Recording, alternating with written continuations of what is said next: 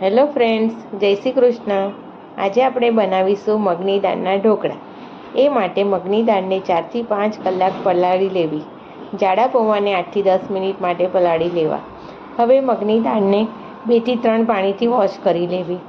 આદુ મરચાંને મિક્સરમાં ગ્રાઇન્ડ કરી તેમાં મગની દાળ, પૌવા, સોજી, દહીં, હળદર, મીઠું, હિંગ, તલ અને જરૂર મુજબનું પાણી એડ કરી ગ્રાઇન્ડ કરી લેવું.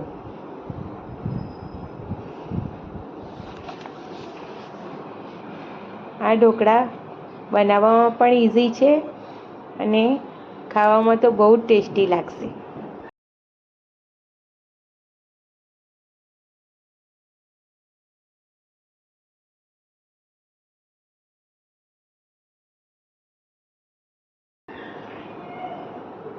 રેડી કરેલા આ બેટરને 30 થી 35 મિનિટ માટે રેસ્ટ આપવો.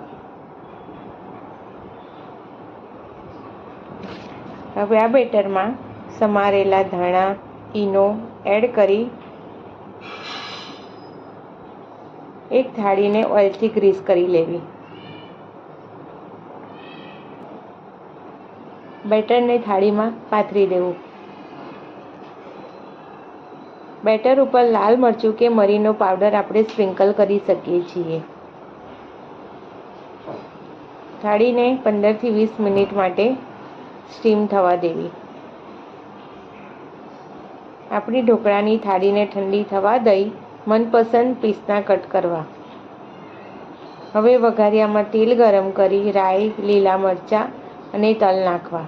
આ વઘારને ઢોકળા પર રેડી દેવો. રેડી છે આપણા હેલ્ધી મગની દાળના ઢોકળા. Thank you for watching. Video ગમે તો લાઈક, શેર અને સબસ્ક્રાઈબ કરજો.